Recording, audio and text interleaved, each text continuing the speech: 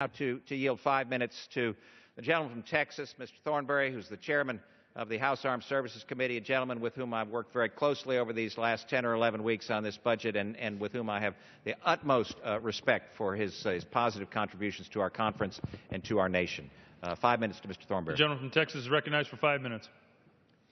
Thank you, Mr. Chairman, and I want to thank the chairman of the Budget Committee not only for yielding, but for all of his work in putting this budget together.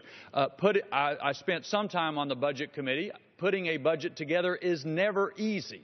And I believe that the committee has done excellent work in putting together a budget that, as the whip just described, helps increase economic opportunities for the whole country. And I particularly appreciate the chairman, as he has had to navigate through a variety of interests and a variety of concerns in putting that budget together.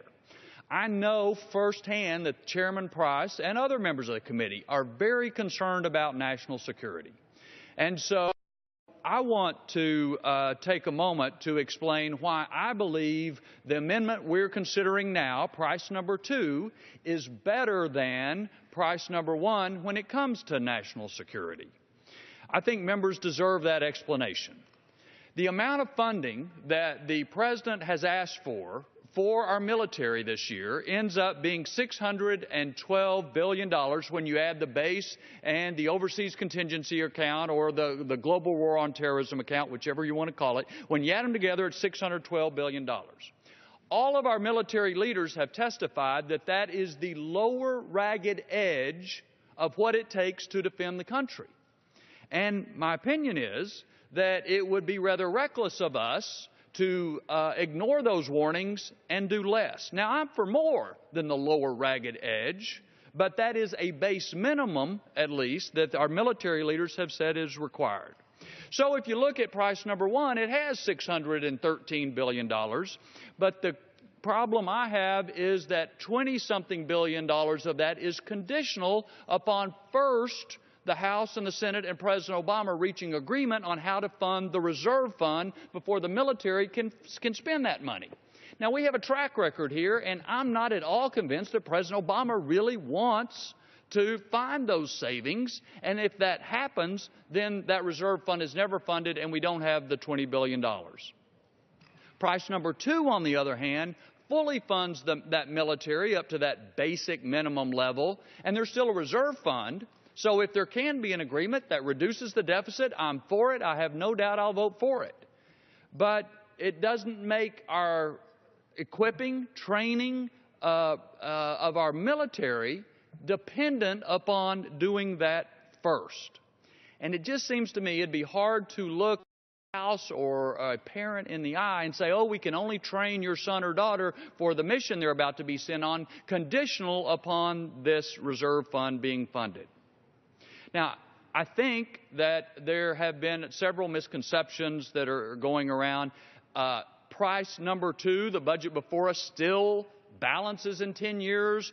Removing that condition does not change that in any way. Our committee, the Armed Services Committee, is going to authorize the overseas contingency account just like we authorized the base account, and that is different from what happened before. But we're going to do it program by program just like we do the base. So some notion that there's a giant slush fund out there the Pentagon can do what they want is just not true. It's going to be authorized and appropriated program by program just like the base budget is. And I think members ought to know our committee, on a bipartisan basis, is absolutely committed to reforms to work to make sure we all get more value for the money we spend for everything in defense. And the same is true on the other side of the Capitol as well. We hear that it would be better to put this money in the base, and that's right. It would be better. But the problem is the law of sequestration can't be fixed in a budget. We've got to live under the law as it is now. Now, I'd like to change that law. I'd like to remove the cap on defense spending, because it turns out there is no cap on the dangers that we're facing around the world.